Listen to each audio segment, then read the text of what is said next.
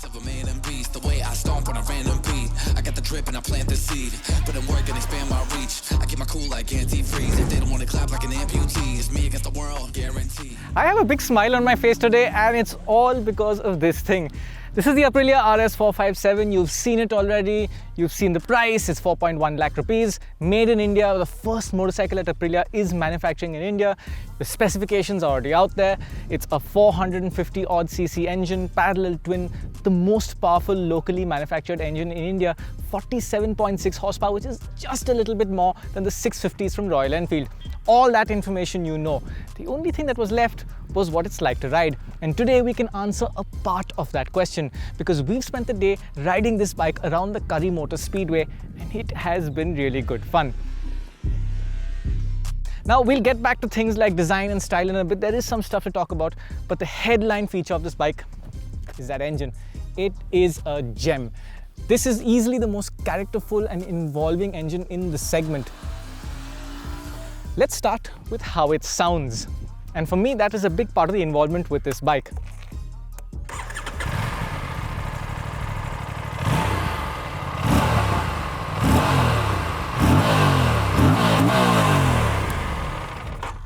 I don't know how much the microphone has picked up of that, but it's a deep sound. It's a much deeper sound than any of the other parallel twins from Kawasaki or Yamaha. And you feel it in the motorcycle. There's this hint of a tremor from the engine that you get from the bigger bikes. And in fact, at low revs, this engine does have some hints in the tone of the bigger Aprilias, including the V4s, and that really gives you a nice sense of connect. Now we already know the power figures, the torque figure is really good as well, above 40 Newton meters, and that manifests very nicely out on the track. The engine itself is tractable. Just getting out of the pit lane, you could be in third gear, fourth gear at very low speeds, but it's not just tractable. There's also a very good mid-range shove that arrives right at about 4,000 RPM. That mid-range allowed me to ride the bike in a higher gear around the track in more situations than I normally would have expected to. I didn't really need to go below third gear for pretty much any corner around here, and that tractability is nice on the track, but it'll also be very nice on the road. The 6-speed gearbox also was quite smooth, precise, no misshifts. But the one thing I was missing today was a quick shifter. Aprilia says it will be coming as an accessory, but it's not standard, and at this price, I think it really should have been. Nevertheless, back to the performance, this is a quick motorcycle. I suspect that when we test it, it'll be the quickest Indian bike that we've ever tested, but we'll wait for that when we ride it on the road. Out here, it builds speed really quickly, you exit corners with a noticeable sense of urgency, and it builds pace down the main straight quite nicely. At some point I saw above 160 kph, and I'm sure that if you give this bike room, you will see well over 180. So performance is definitely a strong point, but what was almost equally as impressive was the chassis. Now this is the only bike in the segment that has an aluminium frame like you'll see on the bigger bikes, particularly Aprilia RS660 and the RS V4. That exposed frame looks really nice. Out here it looks like it's an aluminium swing arm, but it's actually steel. Nevertheless, the chassis package is really good.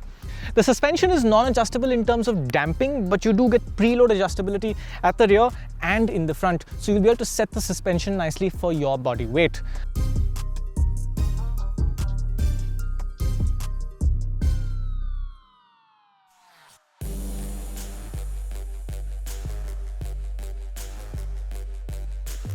Another aspect of the handling that was really nice are the tires.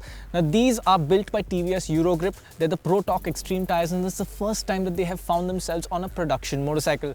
These tires have always been impressive. These ones particularly have been co-developed with Aprilia. They have a unique compound, and out on track they were really quite nice. Unfortunately, the same can't be said for the brakes. Almost all of us faced some level of brake fade after repeated hard braking down the straight. The lever starts to come closer and closer to you, and the brake just starts to feel a little softer and softer. Now, I didn't get to the point where it was dangerous and I didn't think that the bike would stop, but I really would like some more consistency out of the system. Now, I don't think this is going to be a problem on the street, but if you're someone who likes a good, sharp, consistent brake, I think you might want to look at better brake pads, different brake fluid, and probably a different master cylinder. But overall, this should be a problem that isn't too hard to fix. And today, it was the only problem I could think of with this bike. In pretty much every other way, the RS457 was a blast to ride at Kari. The handling felt quite sporty with a plush but controlled feel from the suspension. In general, the bike comes across as both capable but also friendly, and it has good front-end feel, especially when you're braking deep into a corner. At 175 kilos, this is the heaviest bike in the segment, but by a very small margin. For example, the single-cylinder KTM RC390 weighs just 3 kilos less.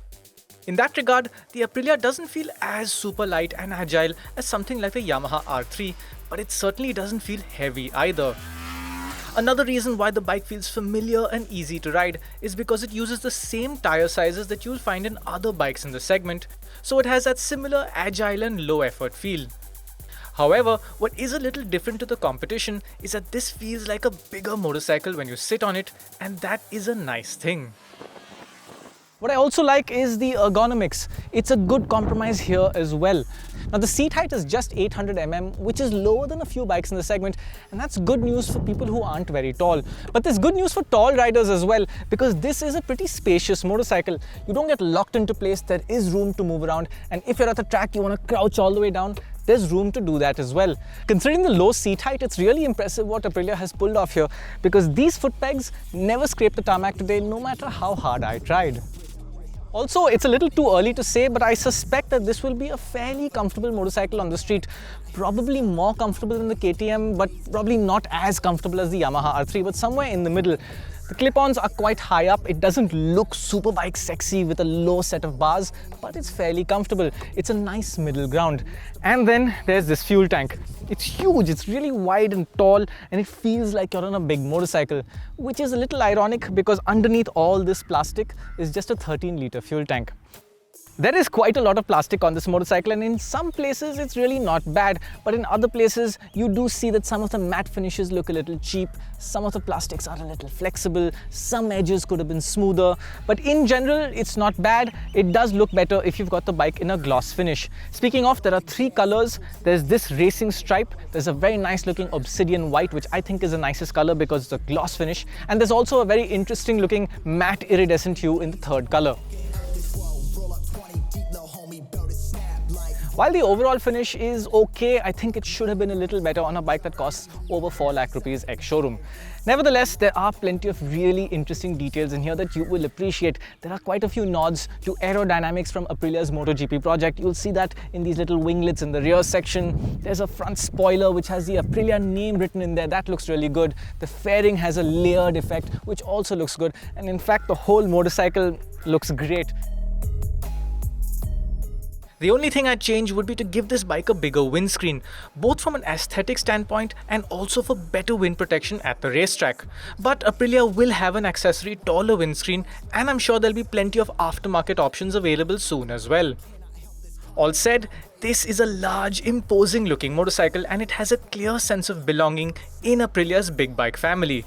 On the other hand, there are some aspects that do give away the fact that this bike was built to a budget.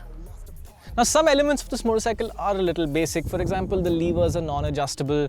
I did mention that there's no quick shifter as standard, but on the other hand, some things do feel nice and premium, like this 5-inch TFT display. It's a handsome unit, nice to read, and pretty easy to navigate with these switches based on what we've tried to do today.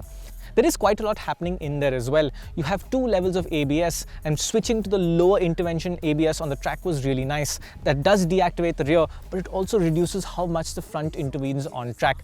I enjoyed using that. There's also 3 levels of traction control, and you can turn the system off if you want to. Now, I never actually felt the need to do that. I left it in level 1, which is the least intervention, and it never bothered me.